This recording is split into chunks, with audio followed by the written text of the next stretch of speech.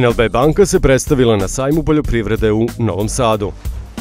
Tokom trajanja sajma upriličena je svečanost povodom dodele ključeva traktora poljoprivredniku kao rezultat saradnje banke, njenih klijenata i distributera poljoprivredne mehanizacije. Danas smo ovde da bismo uručili ključeve našem klijentu Vladimiru Markoviću, ključeve ovog izuzetnog traktora koji će mu pomoći u njegovom poslovanju i mislimo da je to odličan moment ne samo za naše klijente, već za NLB banku, jer na ovaj način pokazujemo da smo zaista sa našim klijentima i da zaista živimo poljoprivredu na pravi način.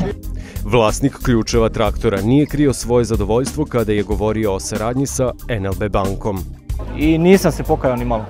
Tako da sam prezadovoljan sa njima i sa njinom saradnjom i sa svemu i ostaću sa njima stalno da radim. Nisam mogao da verujem da su tako brzi što se tiče kredita, odobravanja, znači za 24 sata kredit odobren, znači u ponedjeljak već danas sreda ja sam kupio traktor.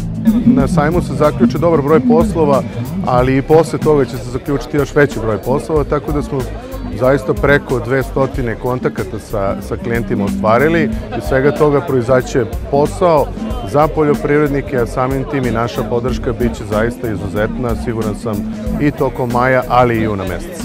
Uslovi prezadovoljan, znači kamate male, tako da nema nigde bolje osim NLB banke.